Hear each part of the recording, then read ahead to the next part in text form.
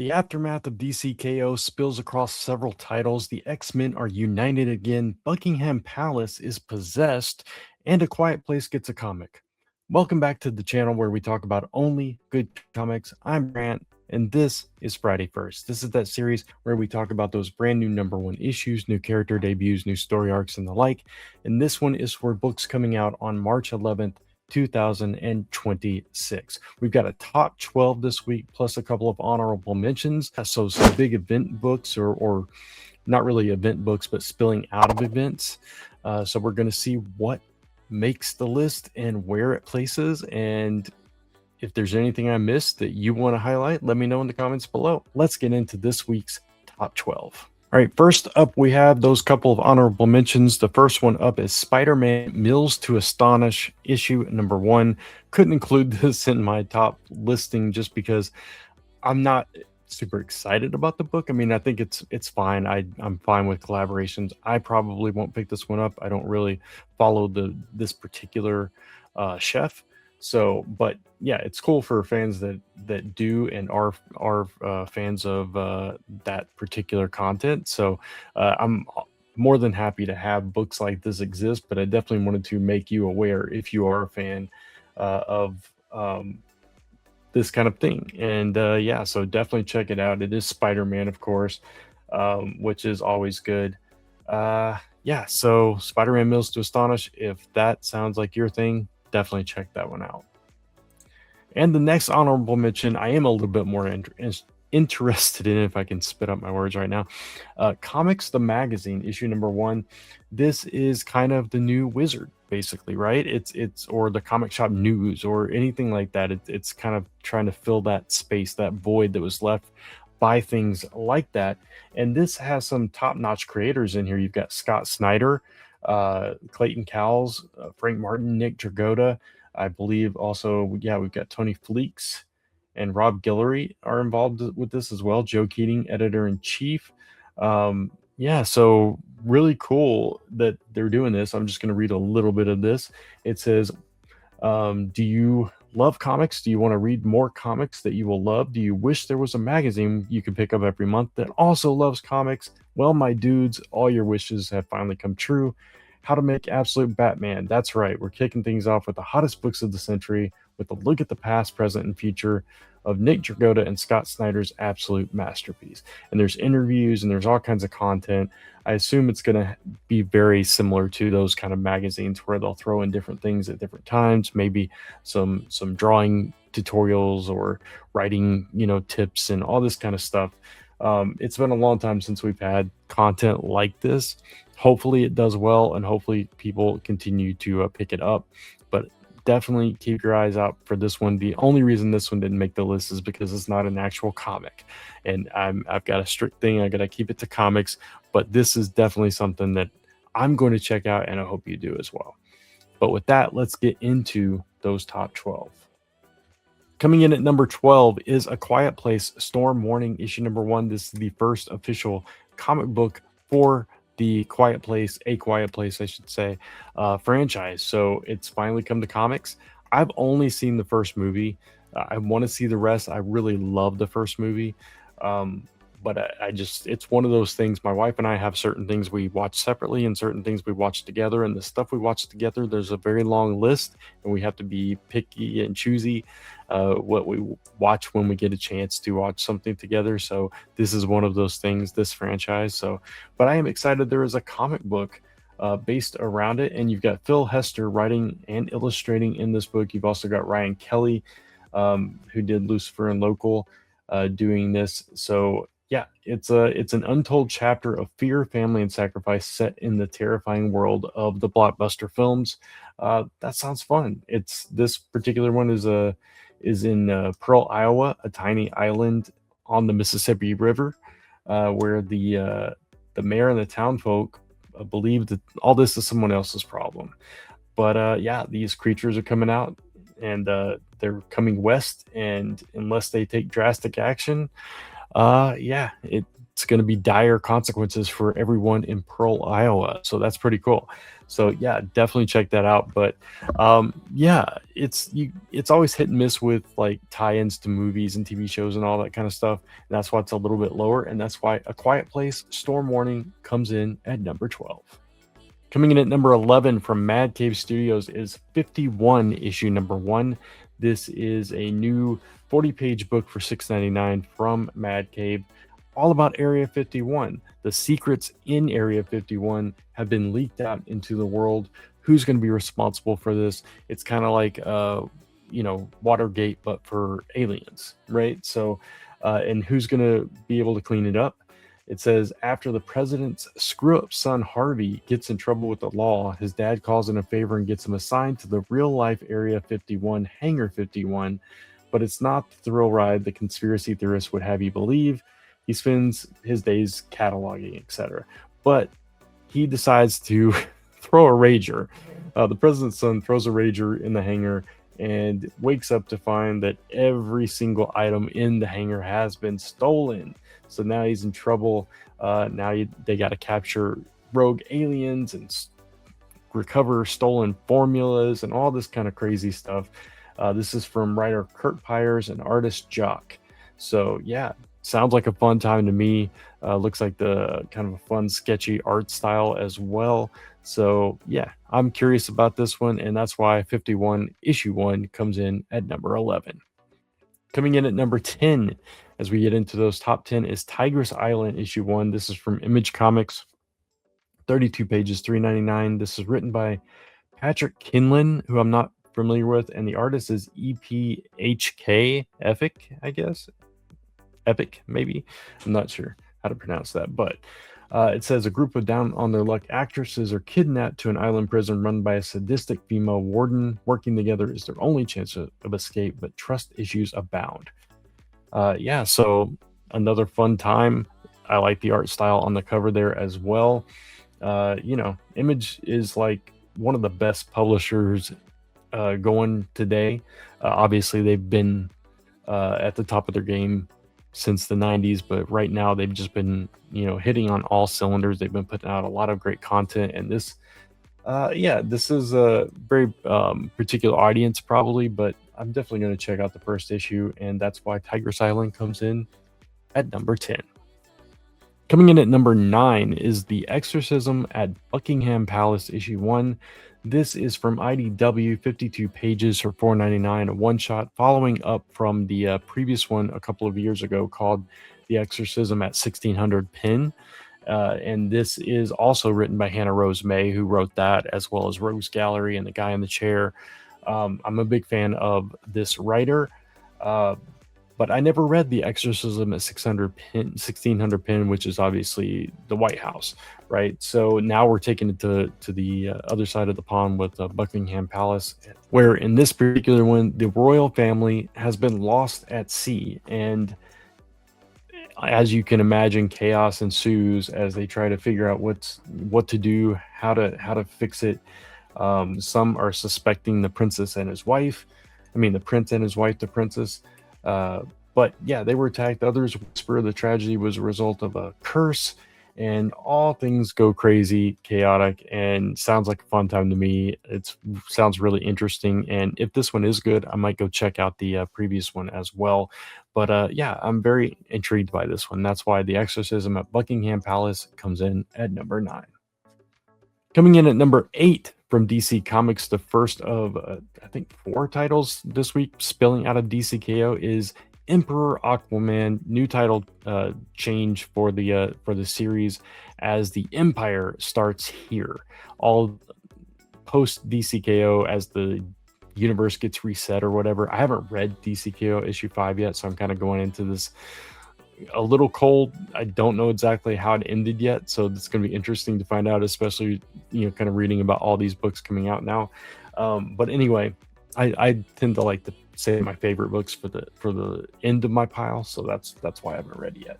So yes, it says after the events of DC K.O., Aquaman finds himself on a journey of self-discovery where he must launch a brand new mission imbued by Omega energy, the essence of the conquest. I'm getting ahead of myself. Anyway, so yeah, he's got to defeat this Crimson Queen and free his friends from her clutches, and has to find out what his connection to the Omega is, and how it's threatening to tear apart the very fabric of reality in the KO tournament, etc.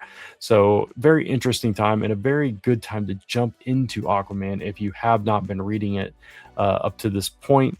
This is a great place to start, especially if you read and enjoyed DC K.O. and you want to see what comes next. This would be good.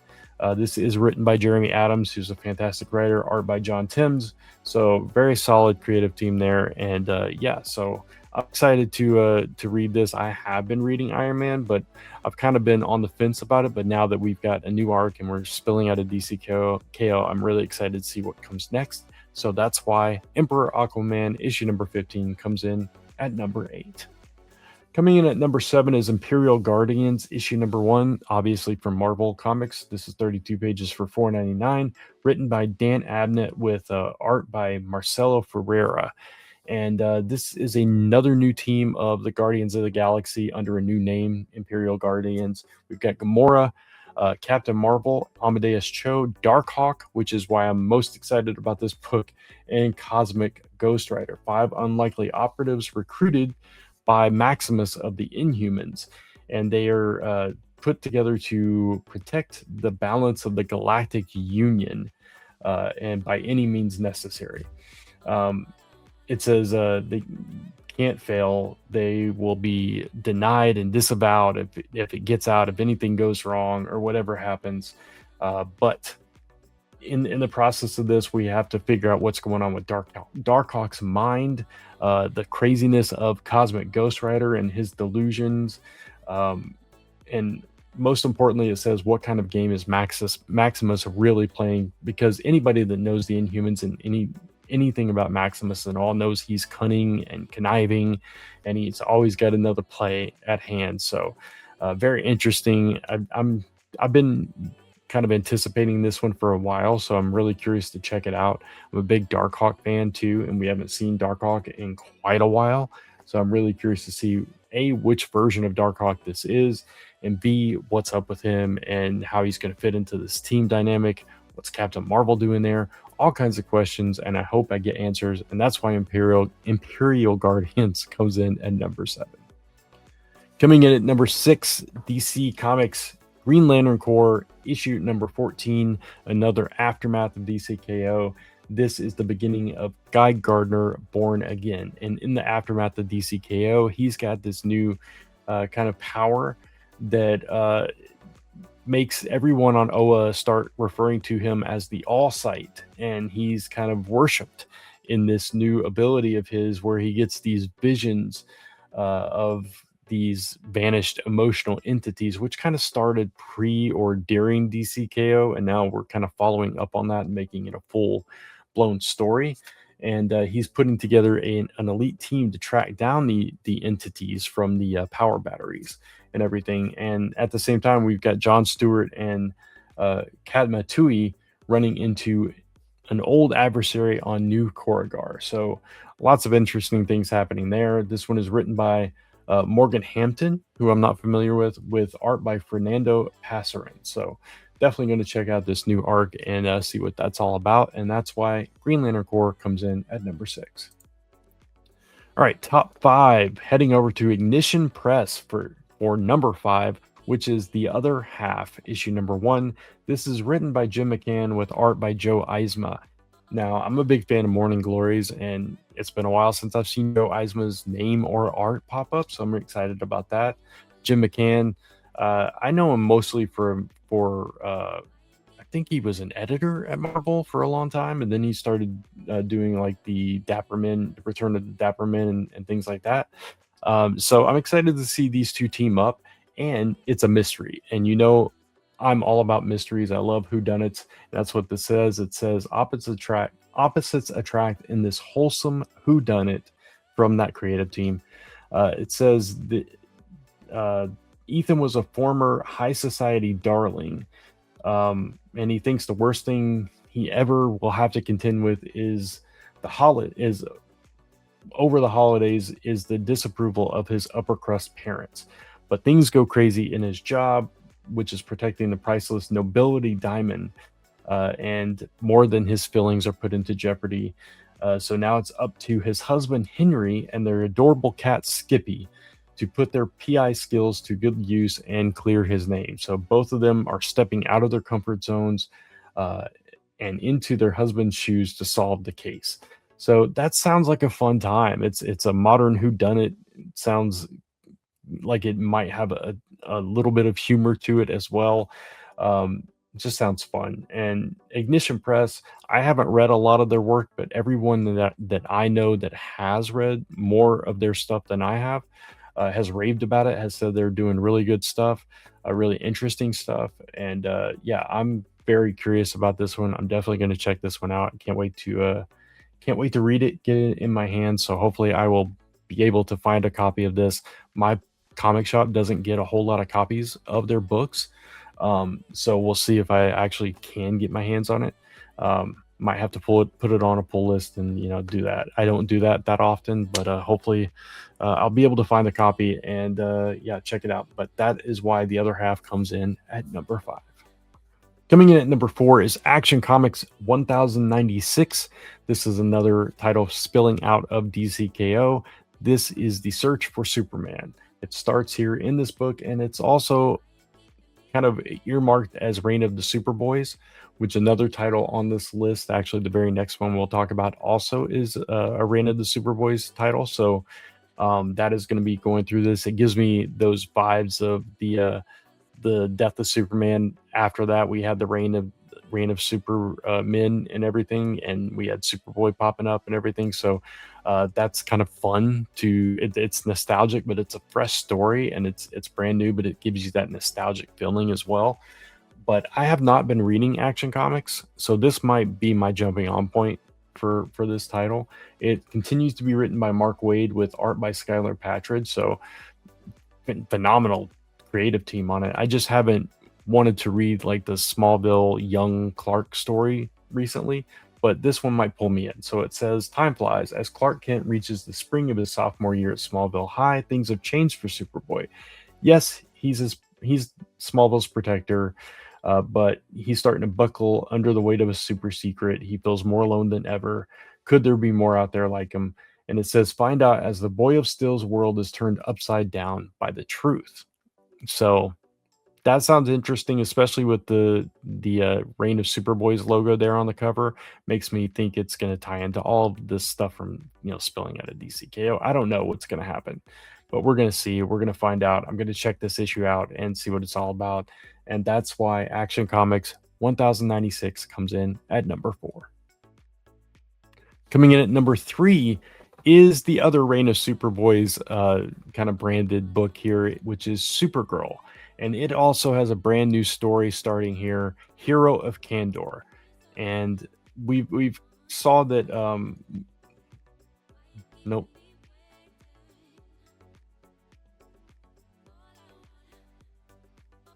And I believe last issue we saw there was a problem with Kandor.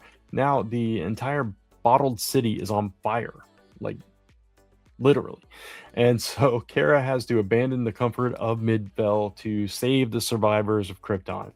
And the youth are in revolt, apparently, as a shocking secret is revealed. And the Science Council is put on trial for crimes against the next generation. She's got to be a peacemaker in between these two factions, which is really interesting. The last issue of Supergirl is kind of actually I only read like 2 or 3 issues now, and only one of them really jumped out at me. So I'm really excited to see this story because this sounds really interesting. So hopefully I can really dig into this story and this issue and really get excited about this book like many are. So yeah, I'm very excited to check this one out. This is written by Sophie Campbell and illustrated by Sophie Campbell, sorry. And this is a 32-page book for $3.99. But that's why Supergirl comes in at number 3. Coming in, excuse me. Coming in at number 2 is Alias Red Band issue number 1. I've been looking forward to this book. This is the return of that Jessica Jones story, very much like the original Alias, back to the really kind of painterly covers that it used to have. This particular version is written by Sam Humphries with art by Geraldo Borges or Borges. I'm not exactly sure how to pronounce that, but this is the return of Jessica Jones. I'm a big Jessica Jones fan. Really excited to see her back and back in her element too. This is following up a series of grisly murders in Hell's Kitchen, and she's thrown into this mystery that is more sinister than she could ever imagine. We've got Luke Cage, is the mayor, of course, in the Marvel universe right now, so she's the wife of the mayor and have to deal with all that. She's also treading carefully as she forms this new alliance with Typhoid Mary, of all people, to track down this killer. But as she gets deeper into this mystery and into Hell's Kitchen and the dark underbelly of the city, the evidence she finds starts bringing up more questions than answers. So yeah, it says follow the mystery in an all new Red Band miniseries. So I'm really excited about this. It's also the 25th anniversary of Alias, so a perfect time to do this. This is a 32-page book for $4.99 polybagged. Because of the Red Band nature of it. But I'm excited about this, and that's why Alias Red Band issue number 1 comes in at number 2. And of course, coming in at number 1 is X-Men United issue number 1. Even though I'm wary about this one, I'm a little tentative about it just because the entire X line has been kind of... It just hasn't excited me as much as some previous runs of X-Men. But this could be the new beginning that we need. This is kind of taking us back to the basics. We're back in school. We've got some of the X-Men being teachers. So I'm kind of excited to dive into this, and I've got my fingers crossed that this is going to be really good. This is a 32-page book for $4.99. It is written by Eve Ewing with art by Tiago Palma. And it says, welcome to Gray Matter Lane. Learn to survive the experience. Build a school, Charles Xavier told them, and the X-Men have done so, but in a manner nobody saw coming. So this is a place where mutants anywhere in the world can come together in unity to teach one another the skills needed for their survival. We've got Wolverine, Beast, Prodigy, Magneto, and more as the instructors, and the campus is unlike anything ever seen before. It says it's the crossroads of the X universe as a student body from across the globe works to take mutant kind to the next step in their evolution and to cope with a brewing threat to all of their number. So I'm really hoping that this is just a new era for the X-Men and we can kind of give them a clean slate. Let's try to go into this book with open minds and just enjoy it for what it is. And hopefully it opens up a whole Pandora's box of what, in a good way, not in the negative way, but that's probably a totally wrong term. But hopefully it opens us up to a brand new kind of age and era for the X-Men that's going to be exciting and new and fresh and still kind of, and this is all my hopes talking, by the way, and still kind of, give us the core principles and everything of the X-Men. So that's my hopes for this book, and that's why I'm excited about it, and that's why X-Men United issue number 1 comes in at number 1. And there you have it. There are my top 12 first for this week's episode of Friday First. Do you agree? Do you disagree? Are there other first issues that you're more excited about? Maybe ones that I didn't talk about? Drop it in the comments below and let me know. But if you did like this video, please give it a thumbs up. It really does help the channel. And of course, hit that subscribe notification bell so you don't miss any of the content coming up on this channel. Of course, you can follow me across social media at Only Good Comics or type in onlygoodcomics.com to take you right back to this YouTube channel where we talk about only good comics. Until next time, thanks for watching. Take care. Keep reading those comics, and I'll see you soon. Bye.